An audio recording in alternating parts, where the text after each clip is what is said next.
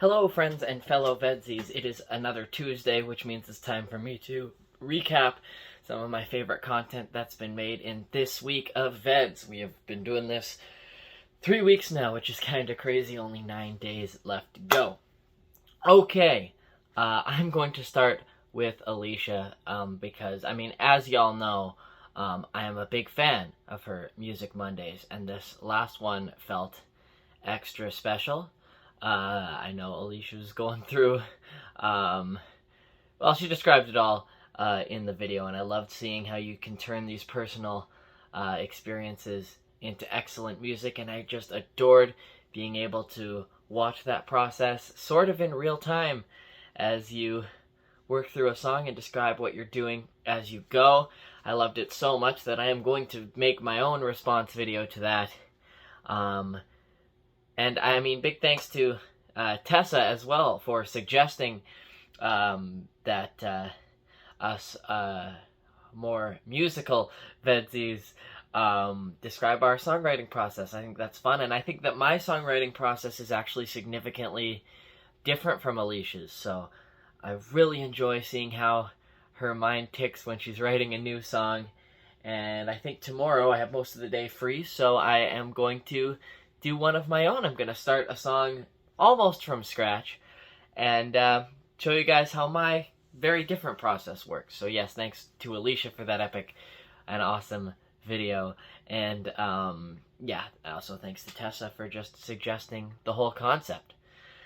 I will move on now to Abbey. I'm picking a lot of really recent videos from you guys because something about the last 24 to 48 hours of VEDS content has been really exciting to me. I really liked your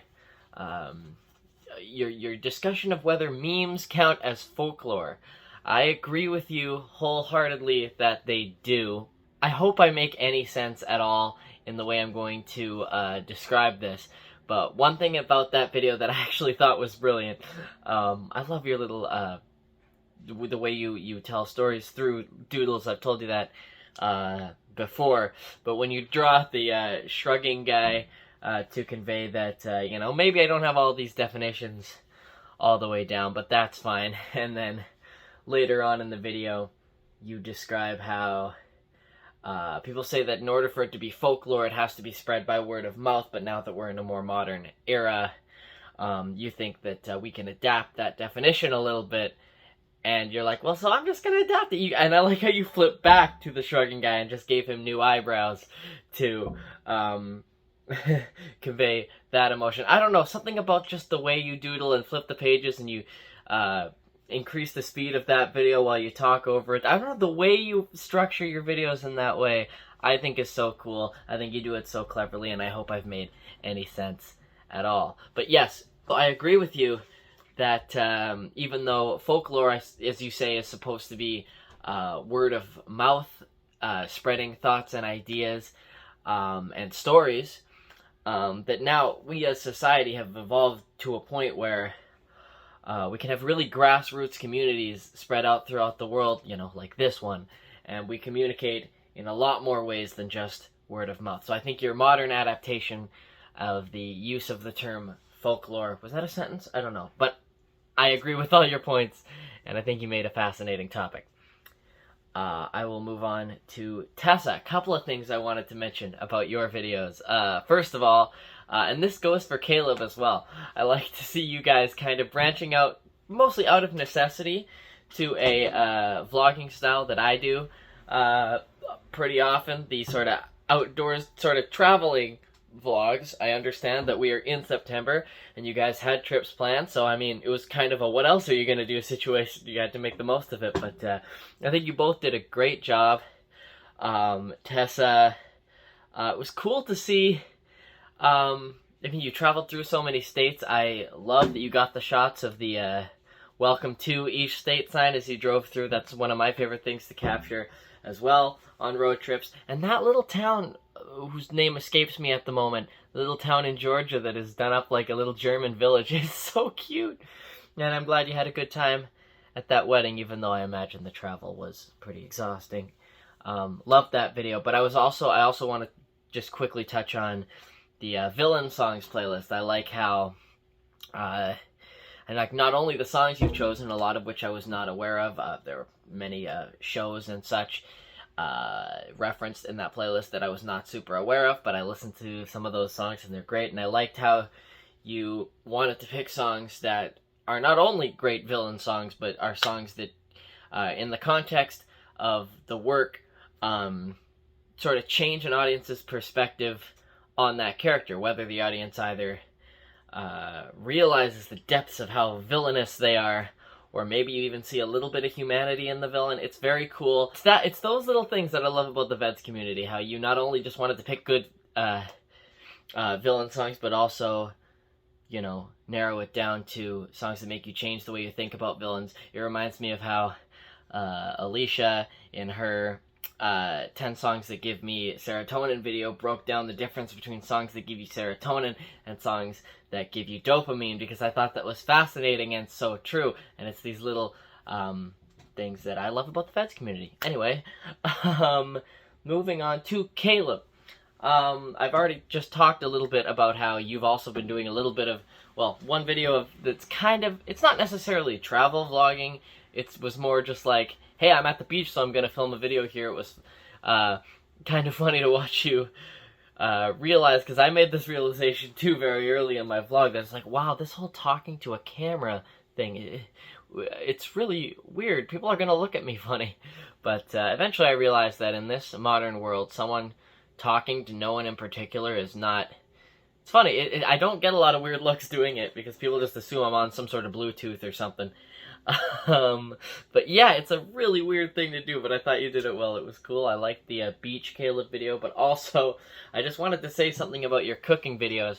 I love them. And honestly, I think your cooking videos do a better job of convincing me that I might be able to cook after all than any sort of like professional cooking lesson video ever could. That's what I feel like I needed videos like yours, because I didn't need, like, professional making a video on, here are the basics of how you can be a great cook, too. What I really needed was someone like you who's like, I cook for myself, by no means an expert, I'm going to throw these ingredients together, and we'll see if it turns out good. Oh god, who knows? And then at the end of the video, you just being like, it was quite good, here's what could have been better. It wasn't perfect, but it was great. I don't know, there's something about that I don't know, it makes it feel very accessible to me. And I would be tempted to forward this thing, but this little idea by making a cooking video of my own, but I'm running out of free spaces in this month. We're getting close to the end, so who knows? But love those videos. They're great. Yes, I'll go on to Jeffrey. I just, literally before taping this video, no one says taping anymore. Before filming this video, just finished watching your, or excuse me, Singing Guy's cover of 5,000 Candles in the Wind. I love that song. Obviously, as an Office fan, I'm a big Parks and Rec fan as well. I just love that whole concept. I love, I believe it's Leslie being like, we need a song that's like Elton John's Candles in the Wind, but like 5,000 times better. And, why can't I remember his name? But Chris Pratt character is Andy is like, you know what? I got exactly the song, and I unironically love that song. I think it's like beyond just the fact that it's hilarious. It functions really, really well as an anthemic song, and it gets stuck in my head a lot. And yes, Singing Guy did an excellent cover, and I really enjoyed it.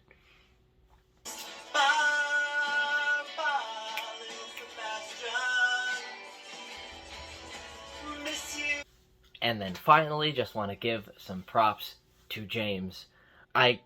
Two things. First of all, in your going back over some of your older videos and doing a little bit of a commentary on them and explaining them, I've made a lot of videos on this channel. I've only had it for a couple of years, but you know, I've been learning a lot over the course of this, and there are absolutely some early videos on this channel that I am not necessarily quite so proud of anymore. Well, I'm proud of it all, but like not, you know, they're not the videos that I would share anymore, because I was new at it and I was making like decisions that I regard in the past as like boneheaded. It's like, why would I do that? So I felt like an urge to make videos like that before, and the only reason that I haven't is because I'm like, no, I don't even want to unearth this content at all. I'm just going to leave it there in the very, very bottom of my uploads folder in YouTube. So I thought that was cool that you went back over those old things and sort of described how you've grown, because that's how that works. Like I think I said in the comments, I had a friend of mine say, because I was talking about how embarrassed I was by some old like Facebook memories or something that came up, and they were like, well, hey, if you're not embarrassed by the way you used to be, then you haven't really grown, I guess. It's like, if you're embarrassed by what you did in the past, it means you've learned how to do it better. And I'm like, I really like that way of thinking. But I also wanted to talk about your fan dubs, because every time I watch one of those without fail, I have to pause it in the middle and go back earlier, because I'll zone out and I'll literally forget that I'm supposed to be like that it's you doing the dubs, because you honestly do them so well. Particularly this latest one where you play Buzz Lightyear. I keep having to go back and be like, no, you gotta like pay more attention to this, because I keep zoning out and forgetting that is not in fact Tim Allen. So yeah, you do a very good job in all of those, and it's a really fun little idea, and I like it a lot.